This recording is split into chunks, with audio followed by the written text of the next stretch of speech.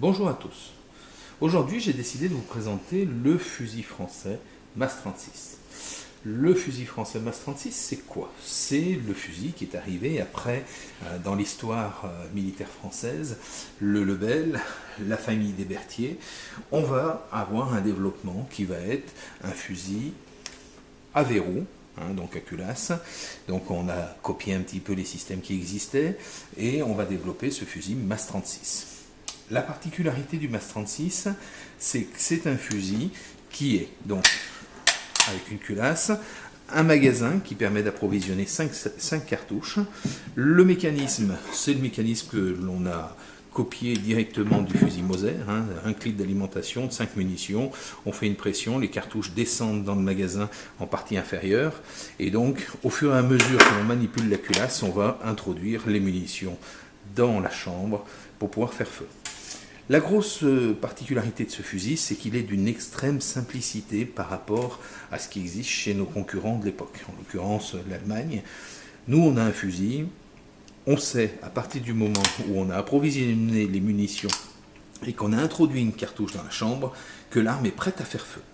Il n'y a pas de sécurité, il n'y a pas de verrou comme il peut exister sur d'autres armes. Là, c'est une munition qui est enclenchée dans la chambre, introduite dans la chambre, elle est prête à faire feu. Voilà. Donc là, on est sur un fusil français de premier type. Quand je dis de premier type, c'est fabrication avant la guerre. Et donc, on est vraiment sur les premiers modèles. Alors, à quoi on le voit? Première chose, on a une monture, c'est-à-dire des bois qui sont en noyer. Ensuite, deuxième chose, au niveau de l'arme, on se retrouve sur une finition qui, à l'époque, est exceptionnelle, avec un guidon, donc guidon premier type, où on a 2 lames de protection et le guidon au milieu. Sur les modèles suivants, on va avoir un tunnel qui va protéger le guidon complètement. Donc là, c'est vraiment les premiers modèles. Et puis, on va se retrouver sur une hausse qui est particulière, puisque sur ces modèles-là, pour pouvoir régler la distance, il suffit d'appuyer sur l'œilleton et de décaler la planchette. On voit que la lamelle est crantée, alors que sur les modèles suivants, la lamelle sera lisse, et ici, on a 2 poussoirs avec un ressort qui permettent de faire le réglage. Donc là, c'est complètement différent, c'est très très simple. Alors la lamelle qui est ici, qui porte l'œilleton, est une lamelle, on va dire neutre, c'est-à-dire qu'en règle générale, le fusil est aligné.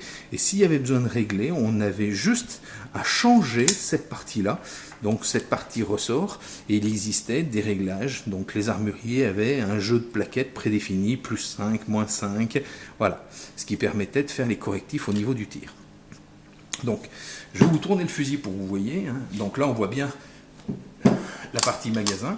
Donc en termes de nettoyage, c'était extrêmement simple, puisqu'il suffisait d'appuyer ici, en partie inférieure, pour pouvoir sortir la planchette élévatrice avec son ressort. Donc ce qui donnait un accès immédiat au niveau du boîtier pour le nettoyage, sans outillage spécifique. Donc ça, c'était quelque chose de novateur, parce que même chez nos confrères, il fallait avoir quelque chose, une cartouche au minimum, pour pouvoir faire le nécessaire et sortir la partie inférieure du boîtier. Voilà. Concernant l'arme, alors, on le voit, donc, modèle 1936, d'accord, on est vraiment sur les premiers types. Donc c'est des armes qui ont été fabriquées avant la Seconde Guerre mondiale. Il y en a eu peu qui ont été fabriquées à cette période-là. Ces armes derrière vont servir sur le front, vont être prises par l'ennemi, et certaines vont finir dans les maquis. Aujourd'hui, on a beaucoup plus de facilité à trouver les modèles après-guerre que ceux de cette période-là. Concernant la baïonnette, alors la baïonnette est rangée dans un tube inférieur. Donc cette baïonnette, elle sort, il suffit de faire une pression ici qui permet de déverrouiller l'ergot qui est là, on le voit. Voilà, à partir du moment où on fait la pression, on voit bien qu'on va pouvoir faire rentrer le petit ergot. On sort la baïonnette. Cette baïonnette, c'est une baïonnette qui ressemble étrangement à la baïonnette du Lebel, puisqu'on voit qu'on a une lame donc en étoile et qui permettait de pénétrer facilement. Alors, on voit que ce fusil, pour l'armée française, est complètement novateur. Il est novateur. Alors, la mise en place de la baïonnette, bien sûr, elle se fait ici. Donc, une pression, on insère la baïonnette en partie inférieure. Voilà, et on a le fusil qui est armé de sa baïonnette. On pouvait réinsérer la baïonnette directement. Alors, il était dit que si on enlevait les baïonnettes et qu'on prenait 2 fusils, qu'on insérait le canon dans le logement de la baïonnette et vice-versa, ça permettait de bloquer 2 armes de manière à ce qu'ils ne soient pas utilisables par l'ennemi. Voilà. Alors, cette arme, donc le MAS 36, elle est l'aboutissement d'une modification complète au niveau de l'armement français. Alors, modification pourquoi? Parce que jusqu'à présent, on avait pour les fusils Lebel la cartouche de 8,50R.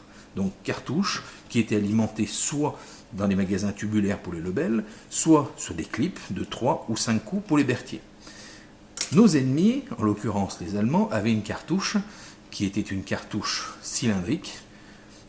Et donc, l'objectif de l'armée française a été de dire on va modifier cette munition-là de manière à se rapprocher d'une cartouche, et en l'occurrence la cartouche de notre ennemi, qui était beaucoup plus facile d'usage pour l'approvisionnement des chargeurs.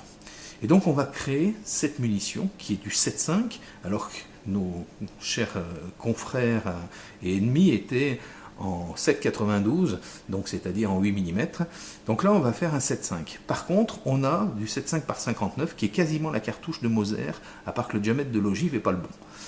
Et à ce moment-là, quand on va utiliser cette munition, on va se rendre compte qu'il y a un problème, puisqu'on peut mettre dans nos fusils les munitions allemandes, par contre, le diamètre de l'ogive n'est pas bon. Donc ça pose un réel problème et des risques majeurs pour le tireur. Donc il ne faut pas oublier qu'à cette époque-là, on utilise à l'entraînement et dans les régiments des fusils allemands qui sont des prises de guerre et donc les munitions allemandes. Donc avoir une munition proche de celle de l'ennemi, c'est un réel problème. Donc de ce fait, qu'est-ce qu'on va faire? On va raccourcir notre cartouche. Donc ça, c'est la cartouche qui est initialement conçue. On va la raccourcir à 54 mm. Et donc là, ça va être le standard de l'armée française du 7,5-54. Voilà.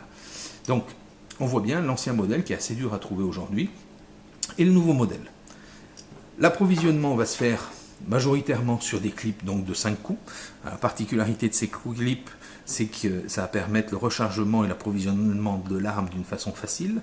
Là, ils sont en aluminium, donc très légers, donc avec un coût dérisoire et donc qui vont être abandonnés sur le terrain lors de l'usage. Voilà.